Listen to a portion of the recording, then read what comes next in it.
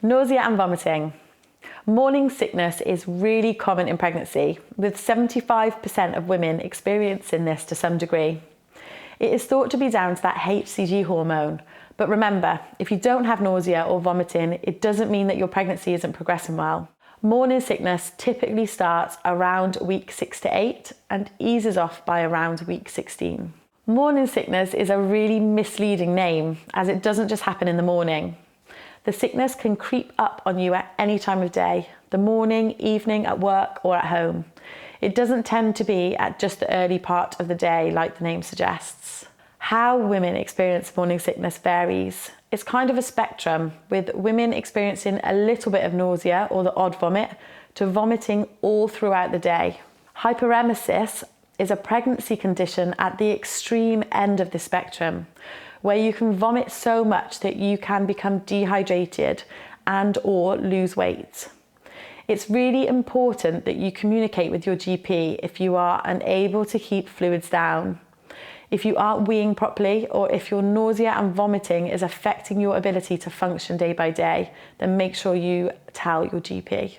Here are some tips for managing nausea and vomiting, and I don't mention ginger once. How much of these you do will depend on how extreme you feel your nausea and vomiting is. You might find that you just need a couple of these to help you, or you may find that you do all the things and not much works, in which case it will be how to cope with the sickness if you unfortunately can't reduce it. Avoid dehydration.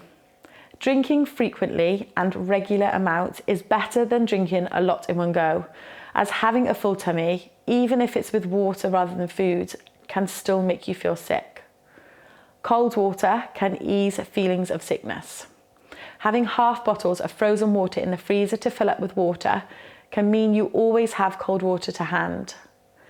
Crunching ice cubes can be good for hydration and also ease sickness. Coconut water is nicknamed Mother Nature's sports drink, as it's full of electrolytes and antioxidants. Increased sense of smell. You may find that you're like a bloodhound in pregnancy, and things that you previously didn't even notice had a smell now have a really strong, unpleasant smell. Things like your car, your pets, the bin, cooking food, especially meat, may all become really overbearing smells.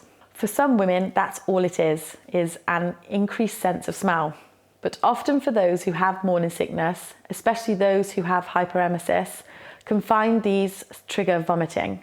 Those also with really bad morning sickness and hyperemesis finds that these heightened senses broaden to other areas, such as they may find certain colours trigger sickness, certain movements, loud noises or music.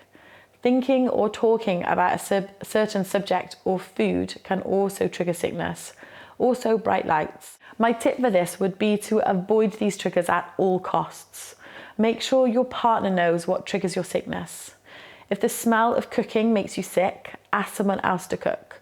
Use a microwave, eat cold meals. Don't attempt it if you know it's going to trigger you, as it could set you off for the rest of the day. Try some smells out that you find refreshing. The smell of a lemon, orange, mint. Have these on a hanky and keep it close by. Try using relaxation or hypnobirthing tracks when you are feeling nauseous. Women have found having this as a distraction to be helpful.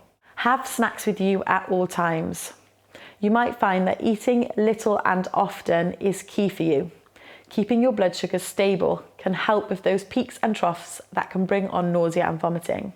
If you have really bad sickness, really bad nausea or HG, where you find that you're not really eating much at all, carrying around snacks is more about having something with you so the moment you feel hunger, you eat. When you have HG or are struggling to eat because of nausea, it may be that window of wanting food is small. So having something with you means you don't miss that window. Whatever you find snack is good for you, have that. Be it a cracker, banana, nuts, sandwich, cereal bar, have a selection of a few things with you. Some also find that eating first before getting out of bed can stop that first vomit and set you up better for the day. If your partner can bring you up breakfast in bed, then great.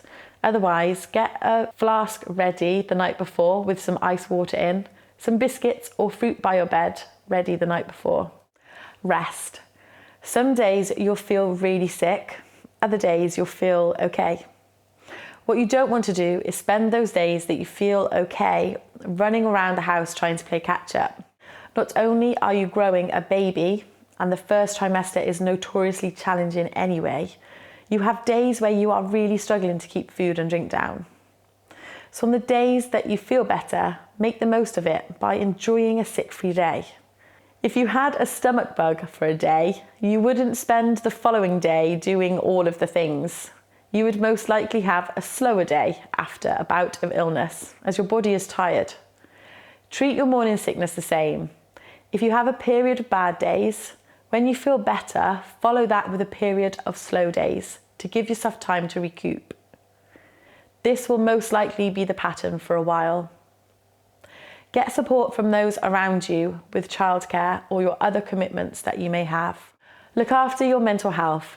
This leads on nicely from the last one. Take it easy and be kind to yourself. With morning sickness, you may find that you can't do what you are used to doing, and that's okay. There are support networks around, such as pregnancy sickness support, where you can chat to others who feel the same. It can be quite isolating having sickness, especially when it feels like it's going on and on. Call a friend for a chat, binge watch Netflix, or download an audiobook if the bright lights on the TV act as a trigger. Avoid looking too far to the future. It can be really overwhelming thinking about how long you may or may not go through this for, so take each day as it comes. Cool wrists and acupuncture bands.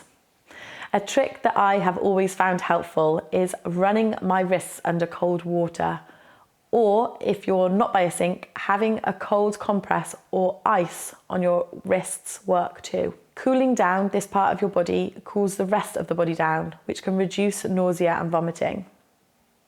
C-bands or acupuncture wristbands are a safe, non-invasive way for reducing nausea for some women.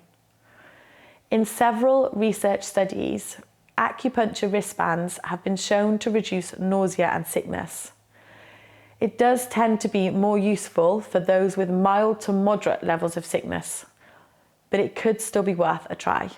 Oral medication. There are drugs called antiemetics that your GP can give you to help reduce your sickness. Discuss with your GP if you have any concerns about taking medication. There is also a great website called BUMPS, B-U-M-P-S, that has information around specific drugs and their use in pregnancy. The website has the drugs listed that are typically used for nausea and vomiting in pregnancy, and also for hyperemesis, such as cyclizine and ondansetron, and lists the research into them as well. Call your GP or maternity advice line or triage if you can't swallow your oral medication because of sickness and you aren't able to keep fluids down. Then make sure you get in touch with someone. You should have numbers on the front of your notes to call, depending on how many weeks pregnant you are. If in doubt, call your GP. If you need an admission to hospital, you will be given an intravenous line with fluids and electrolytes in, and also be given anti-sickness drugs via an injection. It may feel nerve-wracking, overwhelming, or sometimes even inconvenient if you have other children to care for. But the drugs, fluids, and the rest will make you feel a whole lot better, both physically and mentally. Managing symptoms. For some women, especially those with hyperemesis, none of the above may help. You may find it easier, feel more of a sense of control, and find it more reassuring if you have things prepared for when you are sick when you leave the house. Having an emergency sickness kit with you to include a bag for the vomit, such as a nappy bag, or you can actually buy paper type sickness bags, some wet wipes and tissues, a plastic bag for disposal, a change of clothes, especially a top, and a bottle of water for rinsing your mouth afterwards. Obviously, this isn't an ideal situation, but it may make you feel better having a backup plan in a rubbish situation.